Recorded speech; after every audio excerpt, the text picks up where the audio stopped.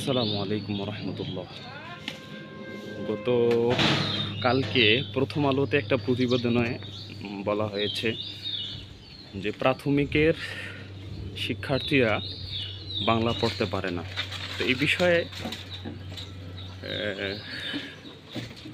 আমি একটা কথা বলবো, সেটা হলো প্রাথমিকে যে সিলেবাস এবং শিক্ষার্থীকে যে পদ্ধতিতে পাঠদান দেওয়া হয়, তো দুটো জিনিস গুরুত্বপূর্ণ ভূমিকা পালন করে। একটা হলো সিলেবাস আর একটা হলো পাঠদান পদ্ধতি। আমার মনে হয় এই দুটো জিনিসেই ভুল।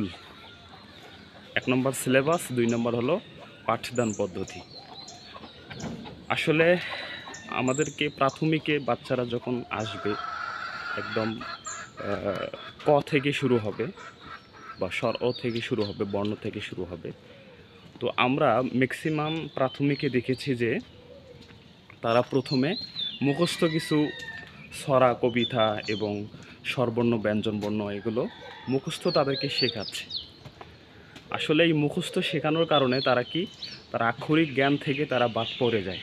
তাদের যে মেধা শক্তিটা আক্ষরিক জ্ঞানের উপর না হয়ে তার মেধা শক্তিটা মুখস্থ বিদ্যার উপর সে ধাবিত হয়।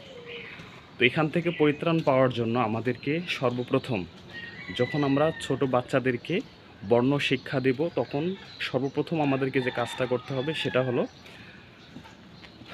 আগে লেখা, তারপর পড়া। তাহলে কি হবে, যে লেখা এবং পড়ার সাথে যখন দুটো জিনিস সংমিশ্রণ হবে, তখন বাচ্চাদের মেধা শক্তি বৃদ্ধি পাবে। তাহলে আমাদের পাঠদান পদ্ধতিটা ফল প্রয়োগ করবে। তখন বাচ্চাদের মেধা শক্তি খুলে যাবে এবং আমরা যা শেখাবো বাচ্চা নিতে পারবে, নেওয়ার মতো তার একটা যোগ্যতা তৈরি হবে। অ্যাট ফার্স্ট আমাদেরকে আগে লেখাইতে হবে, তারপর পড়াইতে হবে। লেখা এবং পড়া এই দুটার সাথে যখন সংমিশ্রণ হবে, তখন একটা ফলদায়ক আমরা একটা ফলাফল পাবো। এজন্য আমাদেরকে আগে লেখা, পড়ে পড়া।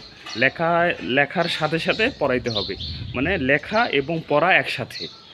এইভাবে যদি আমরা বর্ণ শিক্ষা দেই, এইভাবে যদি আমরা শব্দ শিক্ষা দেই, এইভাবে যদি আমরা কার গাছে ফলা আছে, এইভাবে যদি আমরা লেখা এবং পড়ার সাথে শিক্ষা দিই, তাহলে বাচ্চারা অল্প সময়ের মধ্যেই বাংলা এবং ইংরেজি রিডিং করতে পারবে।